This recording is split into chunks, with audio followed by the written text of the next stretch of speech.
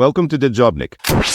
Phone call between President Biden and Israeli Prime Minister Benjamin Netanyahu come after concerns over the pending Israeli operation in Rafa.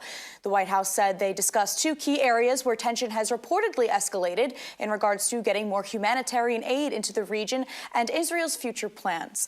Well, joining me now to give us a bit of an update is Israeli government spokesman Avi Hyman. Avi, thank you so much for joining us. Based on what you know about this latest conversation, would you say it was productive, or what do you hope comes out of it? Good morning, Monica. Thank you so much for having me on. I think it was definitely productive. It's always good to have ongoing communication with the Biden administration, with the American people. The discussion led around Rafa, our operation, or our future operation in Rafa, which is where the last 4 Hamas battalions are residing. Now, if we don't take out those last 4 battalions of Hamas, we've lost the war. So we explained that to the president. I think he understands that. And we explained that we will go forward with the mission. We will get civilians out of harm's way. This is something we've done in the past successfully, and we'll do it again. It's just a matter of keeping that dialogue open. I think that the American administration are on the same page as us as far as the war aims are concerned, which is destroy Hamas, bring home every last hostage, and ensure that Gaza doesn't pose a threat to Israel ever again. Now, the only way to achieve that is to continue on smashing the Hamas battalions, ensuring that they don't control Gaza, because in their words, if they're allowed to rearm, they would retake Gaza. If we left just some of them behind, we won't allow that to happen. And we'll stand shoulder to shoulder with the American people. Avi, this was an interesting statement coming out of the White House on Monday.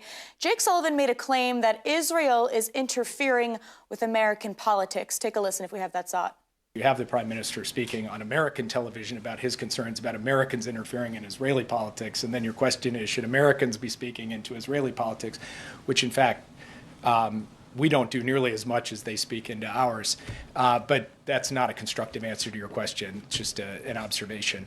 What is Israel's response to this claim? Would you say this observation of his is correct? But can't the same also be said about Biden's interference over how Israel is defending itself in this war? Let me just say to everybody, I won't speak to anyone specifically, but let me just say to everyone out there that Israel is not a banana republic. Israel is a democracy. We elect our own government. We, the people of Israel, elect our government. Prime Minister Netanyahu was elected with an overwhelming majority. His coalition was elected with an overwhelming majority. And let me tell you that when Hamas plowed through our borders on October 7th, they didn't ask people who they voted for. They didn't even ask people if they were Jews, Israelis, Druze, Muslims, Christians.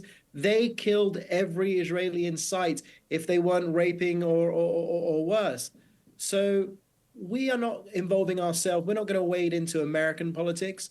Israel isn't a partisan issue, but Israel will be victorious, and that'll be good for America. That'll be good for the region. That'll be good for the world. Absolutely. You make a great point. And Avi, before we go, do you know anything about the current state of the hostages that are still being held by Hamas? Well, I can tell you that we've heard terrible things about what's going on. We've heard eyewitness reports of hostages released that have spoken about sexual violence against men, women, children that are being held, about starvation, about a lack of oxygen, in those tunnels that go 200 foot deep under Gaza. This is a conflict that affects every single Israeli, irrespective of color, of religion, color, or creed. We're all affected by this war, and we will all, in the most united way, we will all win this war because we have to. Absolutely. Avi Hyman, the Israeli government spokesman, thank you so much for joining us here on One American News. We always appreciate it. Thank you, Monica. Thanks for watching. Drop a comment below. Don't forget to like, share, and hit subscribe to stay updated with our latest content. Until next time, stay informed and inspired. This is Dejobnik signing off.